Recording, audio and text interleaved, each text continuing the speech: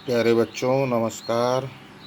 पिछले दिवस में आप लोगों को भूगोल विषय में पहले पाठ का थोड़ा सा अध्ययन कराया था। आज मैं उस पाठ को समाप्त करने जा रहा हूँ।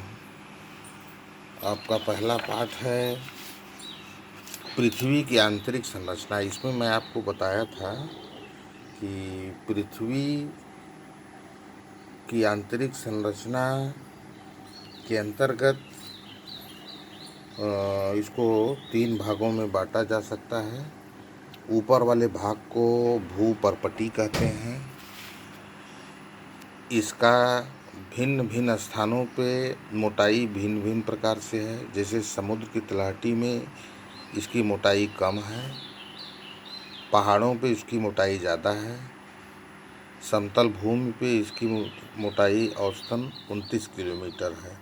अर्थात ज़मीन की ऊपरी सतह से 29 किलोमीटर नीचे तक इसका सीमा है।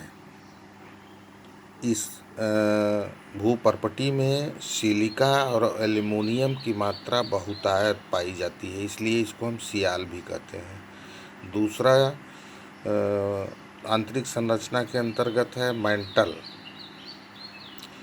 भूपर्पटी का जहाँ पे सीमा समाप्त होता है वहाँ से मैंटल का सीमा चालू हो जाता है।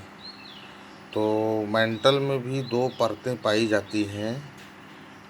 एक दुर्बलता वाला भाग है जिसको वाह्य कहते हैं।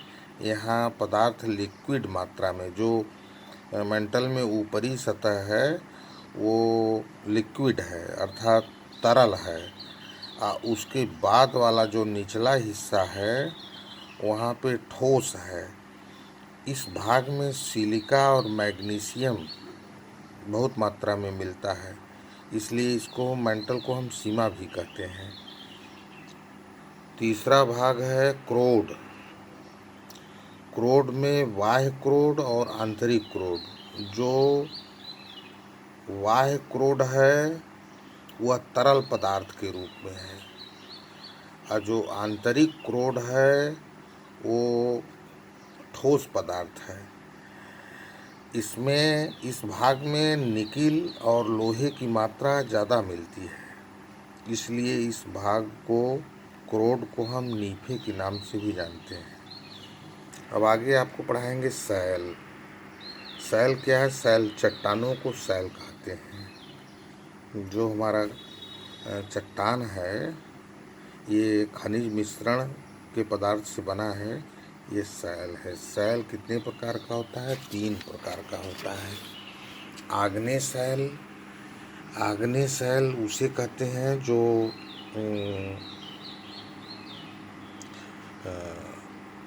ज्वालामुखी से जो ऊपर आग निकला है, जो उसका राख जो इकट्ठा हो गया है, ये आग्नेय सैल है। फिर उसके बाद है अवसादी या परतदार सैल। आप देखते होंगे कि बारिश के दिनों में कंकड़ पत्थर के साथ मिट्टी, पेड़ पौधे की पत्तियाँ इत्यादि चीज़ें पानी बहा करके एक स्थान से दूसरे स्थान को ले जाता है। तो ये जब जहाँ पे ये रुक जाती हैं तो यही अवसादी सैल कहलाता है। तीसरा है रूपांतरित सैल। रूपांतरित मतलब जिसका कायाकल्प हो जाए, जिसका रूप परिवर्तित हो जाए।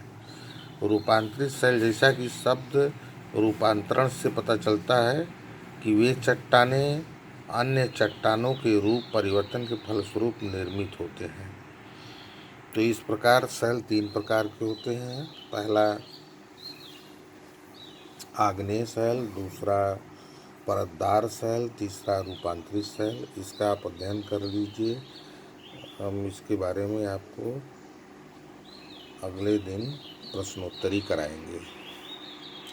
कृपया इस वीडियो को आप लोग सब्सक्राइब करें। सब्सक्राइब करना न भूलें ताकि अगला वीडियो बनावें तो आप लोगों के पास आसानी से पहुंच सके। धन्यवाद।